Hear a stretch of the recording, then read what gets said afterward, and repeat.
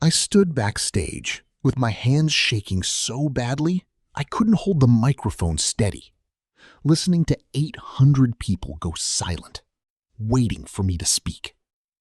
I had one chance, one voice, and a life that had led me, against every reasonable prediction, to that exact stage.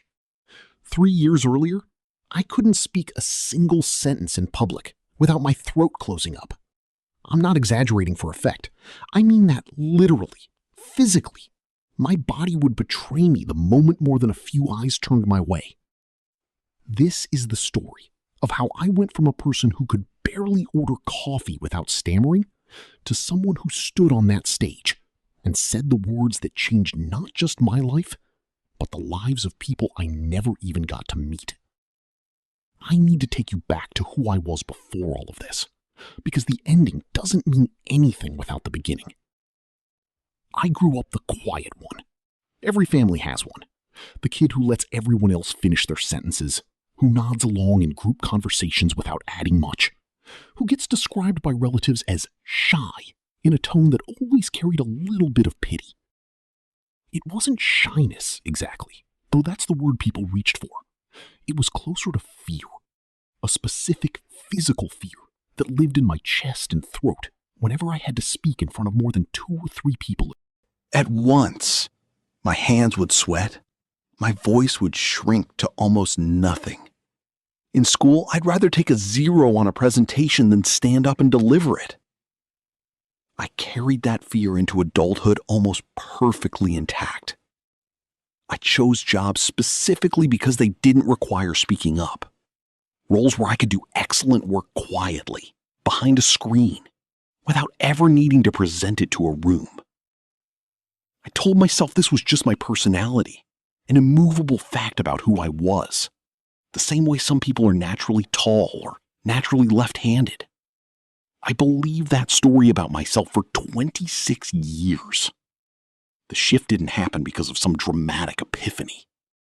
It happened because of an ordinary Tuesday meeting that went wrong in a very ordinary way. I was working on a project I cared about more than anything I'd worked on before. A community initiative helping young people access mental health resources in underserved neighborhoods.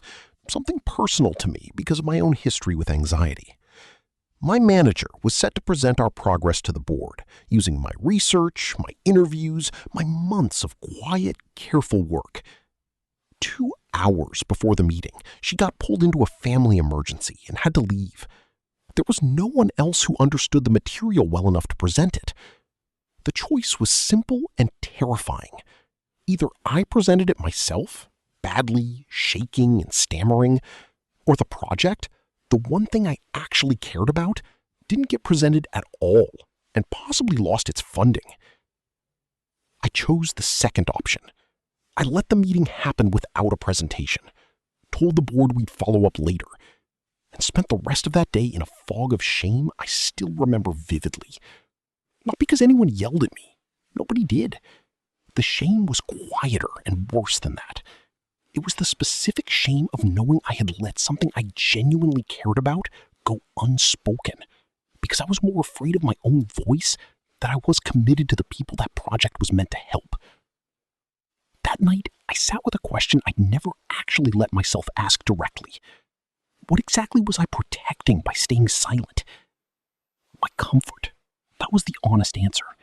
I had been protecting my own comfort at the direct expense of people who needed help far more than I needed to avoid feeling nervous.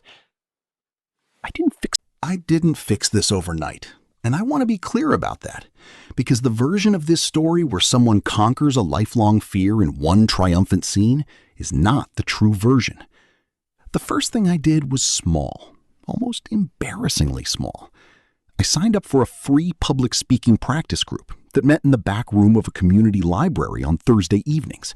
12 strangers, all there for the same reason, all equally terrified. My first speech was 90 seconds long. I had written it out completely, memorized it, and still nearly couldn't get through it. My hands shook. My voice cracked twice. I sat down afterward with my heart pounding so hard I thought people could see my shirt moving. Nobody laughed. Nobody judged me the way I'd spent 26 years assuming they would. A woman near the back, maybe 60 years old, told me afterward that my nervousness reminded her of her first time speaking, 30 years earlier, and that the shaking hands eventually became just a normal part of showing up, not something to be ashamed of. I went back the following Thursday. And the one after that? For 8 months, every single week, I stood up in that back room and got slightly less terrified, one small speech at a time. I want to describe what that 8-month process actually felt like, because I think people imagine confidence arriving in a single decisive moment, when in reality, it arrives in fragments, unevenly, with plenty of setbacks along the way. There was a week around month 3 where I completely froze mid-sentence in front of the group and had to sit down without finishing. I went home feeling like I'd undone every bit of progress from the previous months. I almost didn't go back the following week. I did go back, and that turned out to matter more than the freeze-up itself, because the story I told myself about that moment became the actual lesson. Freezing wasn't proof I couldn't do this.